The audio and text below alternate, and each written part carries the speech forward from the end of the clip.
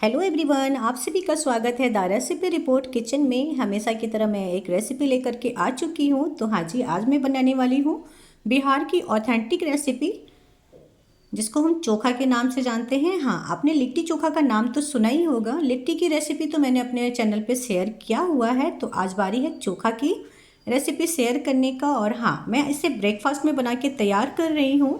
तो जैसा कि सर्दियों का मौसम है और सर्दियों में सत्तू के पराठे, बैगन का चोखा, ये बहुत ही अच्छा लगता है, बहुत ही पसंद आता है घर में सभी को। तो मैं आज इसको बना के तैयार करूँगी, तो बने रहिएगा मेरे साथ शुरू से लास्ट तक। मैं चोखा और सत्तू के पराठे की रेसिपी आपके साथ शेयर करने वाली हूँ। ये बनाने में बहुत ही आसान है और खाने में बहुत ही ज़्यादा स्वादिष्ट है। तो यहाँ पे आप देख सकते हैं, मैंने लिया है फ्रेश बैगन, टमाटर और आलू। तो आलू को तो धुल के मैंने कुकर में डाल करके सीटी लगा लिया 2 से 3। और यहाँ पे मैंने बैगन लिया है। तो पहले तो मैंने 3 बैगन और 3 टमाटर ही लिया था, लेकिन बाद में अचानक पता चला कि घर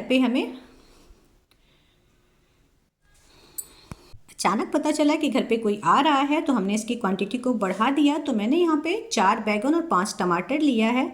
सारे बैगन को एक एक करके इस तरह से कट लगाया। आप देख सकते हैं बैगन बिल्कुल साफ़ है, किसी तरह से इसमें कीड़ा नहीं है या किसी तरह से इसमें दाग नहीं है। तो मैंने इस तरह से इसको चेक कर लिया। आप देख सकते हैं बैगन कितना फ्रेश है और इसमें बीज भी बहुत कम है। तो हमारे लिए चोखा के लिए ये बिल्कुल परफेक्ट बैगन है। आपको कोशिश यही करनी है कि जिन बैगनों में बीज ना हो उनका ही चुनाव करें।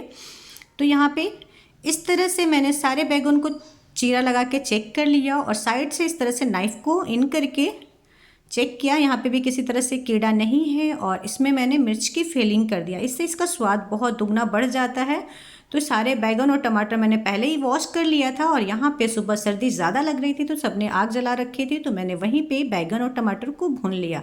जब तक से बैगन और टमाटर भून रहे हैं तब तक से मैंने हरी मिर्च, लहसुन, अदरक और धनिया की पत्ती को कट करके रख लिया है। तो फाइनली यहाँ पे बैगन और टमाटर भी अच्छे से भुन चुके हैं। तो इसे ठंडा करके मैं छिलके अलग रख दूँगी। अब बारी आती है कढ़ाई की। तो यहाँ पे मैंने कढ़ाई गरम किया और इसमें डाला मस्टर्ड ऑयल। मस्टर्ड ऑयल से इसमें ऑथेंटिक टेस्ट आता है। और जैसा कि ये बिहार की ट्रेडिशनल रेसिपी है, इसमें किसी तरह से हम कोई और अदर कुकिंग ऑयल का इस्तेमाल नहीं करेंगे। ये सरसों के तेल में ही बना के तैयार करेंगे। ये बहुत ज़्यादा स्वादिष्ट लगती है।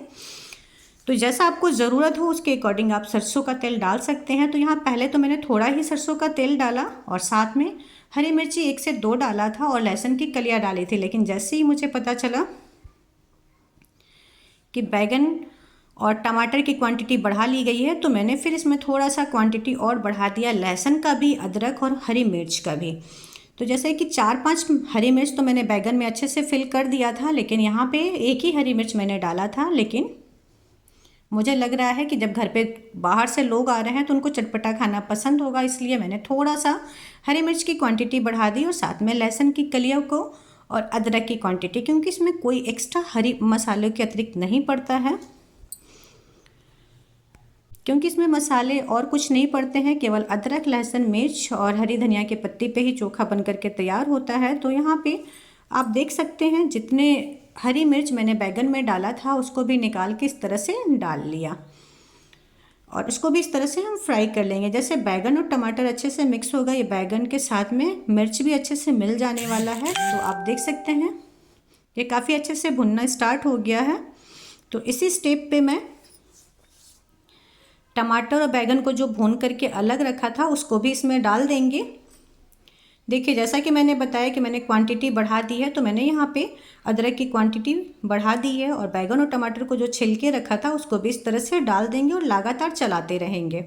ये बहुत ही ज़्यादा स्वादिष्ट बन के तैयार होता है और इसमें कोई मसाला एक्स्ट्रा नहीं पड़ता है। ये हरे मसाले जो हैं, अदरक, लहसुन, मिर्च, धनिया की पत्ती, उससे ही इसका स्वाद ऊपर लेवल का आता है। तो एक बार आप भी इसको ज़रूर ट्राई कीजिएगा। अदरवाइज़ आप बिहार की ऑथेंटिक रेसिपी खाने से कहीं ना कहीं दूर रह जाएंगे। और ये बनाने में बहुत आसान है, किसी तरह का कोई झंझट नहीं है, तो इसको बनाना तो बनता ही है। एक बार ज़रूर ट्राई कीजिएगा।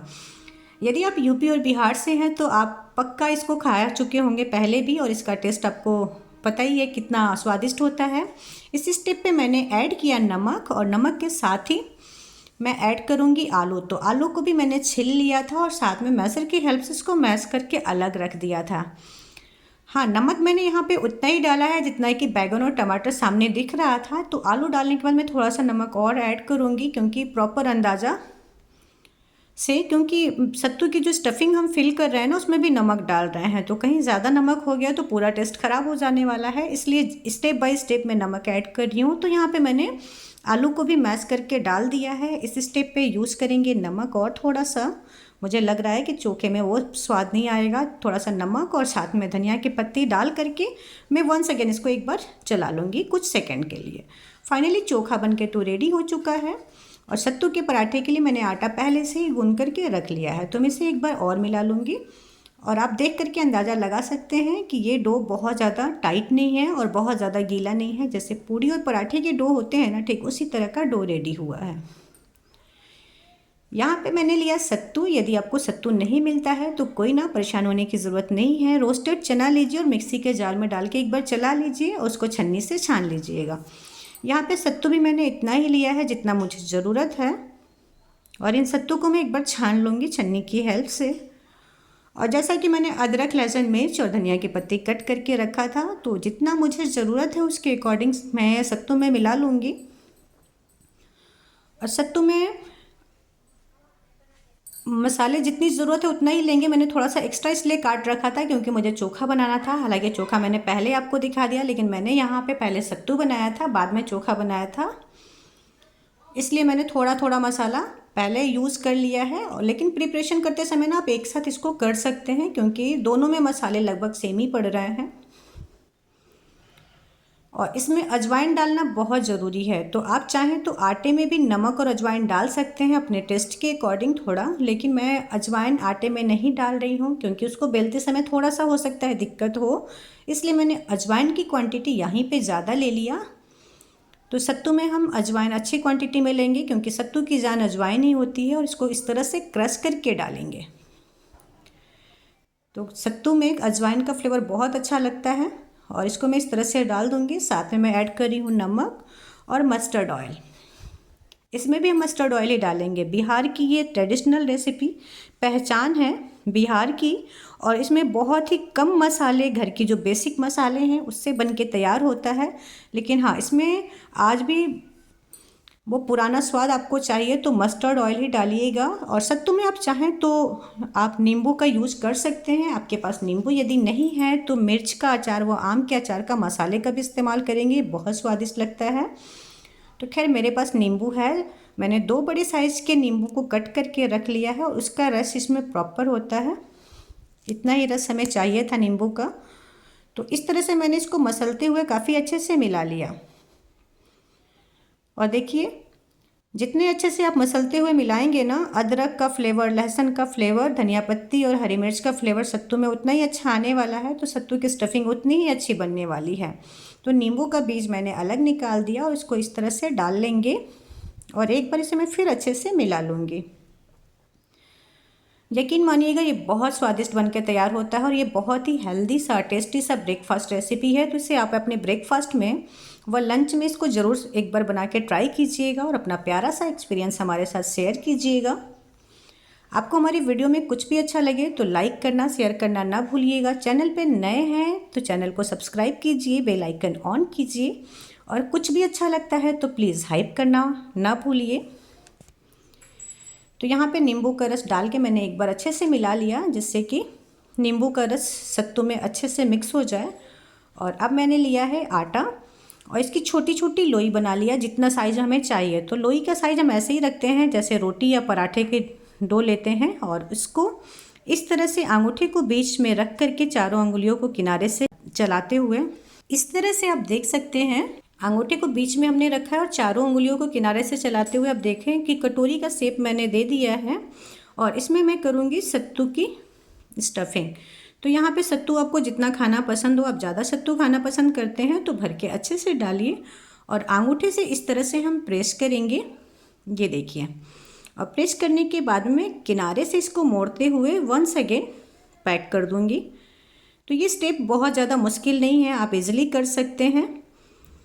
और इस तरह से हम फिर से इसको एक लोई का शेप दे देंगे, और इस तरह से देखिए एक लोई बनके तैयार हो चुकी है बिल्कुल। मैंने दूसरी लोई भी इस तरह से तैयार किया। आप जितने क्वांटिटी में पराठा बनाना चाहते हैं एक साथ में सत्तू की फिलिंग करके रख सकते हैं, या एक एक करके भी इस तरह से फिल कीजिए और इसको बेल करके सेक लीजिए।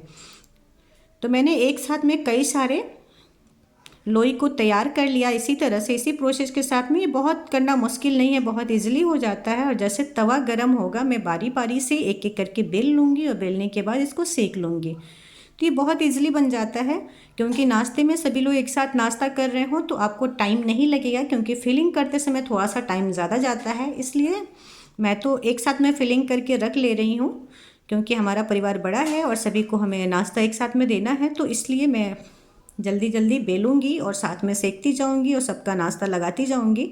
आप अपने अकॉर्डिंग कर सकते हैं, एक दो लोई भी फिल करके बेल सकते हैं और उसके बाद इसको सर्व कर सकते हैं। तो मैं आपको वंस अगेन दिखा दूँ, ये देख रहे हैं आप, ये बहुत ईजिली पैक हो जाएगा। इसमें बहुत ज़्यादा कोई मेहनत नहीं करनी है, लेकिन हाँ इसको फिलिंग को भरते समय में ये ध्यान रखना है कि हमारी लोई फटे नहीं, अदरवाइज़ आपका पराठा ख़राब हो सकता है। तो यहाँ पे सारी लोई एक साथ तैयार हो चुकी है। आप देख सकते हैं फिलिंग होने के बाद लोई की साइज़ कितनी है। सूखा आटा मैंने लगाया और इस तरह से इसको ईजिली बेल लिया। अब जितने बड़े साइज़ में आप बेल सकते हैं उतने बड़े साइज़ में बेल लीजिए। इसको रोटी से थोड़ा सा हम मोटा रखते हैं और इसको मीडियम फ्लेम पे हम अच्छी तरह से दोनों तरफ पलटते हुए सेक लेते हैं। आप यहाँ पे चाहें तो घी का भी इस्तेमाल कर सकते हैं, आप यहाँ पे चाहें तो किसी भी तरह की कुकिंग ऑयल का भी इस्तेमाल कर सकते हैं। तो मैंने यहाँ पे शुद्ध देसी घी का इस्तेमाल किया और ये गर्मा गर्म पराठा बहुत ही अच्छे से बनके तैयार हो चुका है। तो देर किस बात की, पराठा भी रेडी हो चुका है और साथ में बैगन का चोखा भी। तो बनाना बहुत आसान है ना, और खाने में रियली बहुत ज़्यादा टेस्टी है। तो इसको एक बार ट्राई करना तो बनता ही है, ज़रूर ट्राई कीजिए। वीडियो में यहाँ तक साथ बने रहने के लिए आपका बहुत बहुत धन्यवाद। जल्दी ही मिलेंगे एक नई यूनिक रेसिपी के साथ, तब तक के लिए बाय बाय, टेक केयर, अपना प्यार और सपोर्ट बनाए रखिएगा। Thanks for watching.